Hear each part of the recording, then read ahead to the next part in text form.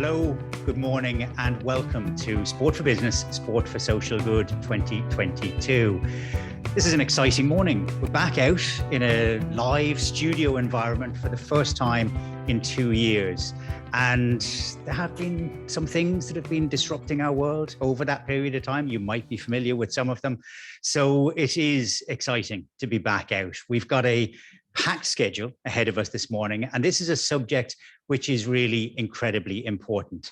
Looking at the news this morning on the way out here to the studio, you realize, of course, that it might not be the most important thing in the world, but in the areas that we can control, the ability of sport to make a real difference and to have real social impact is something that is a strong driver for everything that we do, hopefully everything that you do, and everything that our guests that we have lined up for you today are all about as well.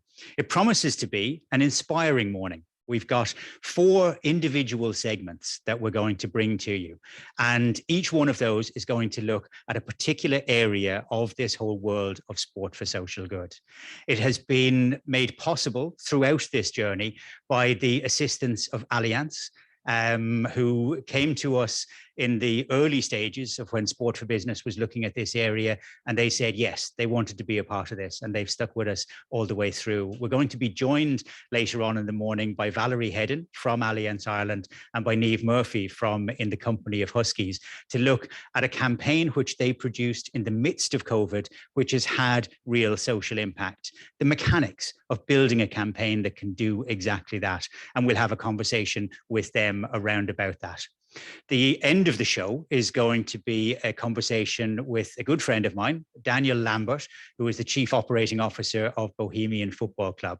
120 years in the making, his story, and it is one in which the highs and lows of what happens on the field of play are matched in every way by more highs than lows of what happens within the local community that Bohemians are existing in. A lot of different opportunities there to have a conversation about not only what the club can do to make their community better, but also to make the club stronger as a result. So I think you're really going to enjoy that. We're also going to be joined by Kelly Cooke, who has flown over from the UK.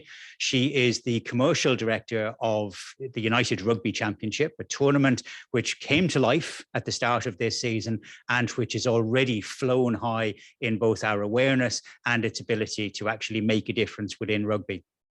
They're working with Rock Nation on a campaign called Take On Tomorrow. And the first video in that dropped earlier on this week as well. A really powerful session with Siya Kolisi, who was the captain of South Africa when they won the World Cup. And this is a platform that is being given to him in order to actually focus on the projects that matter to him in his heart. He's a good rugby player. He's a great human being. And we're going to talk to Kelly about the importance of a sporting organization creating exactly that kind of platform. Our first session of the morning, though, is one that I am particularly excited about.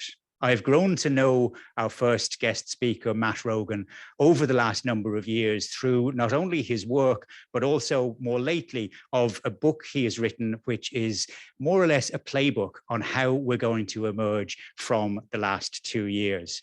He has been an inspiration to me and to many others. You'll be familiar with his voice from a variety of podcasts, with his words from the book itself as well. And Matt has joined us from London, flying in last night as well to be here with us today and to be here with you. There are over 400 of you that have registered to join us this morning from 18 countries across the world. So a very warm welcome to you and a very warm welcome to our first speaker, Matt Rogan.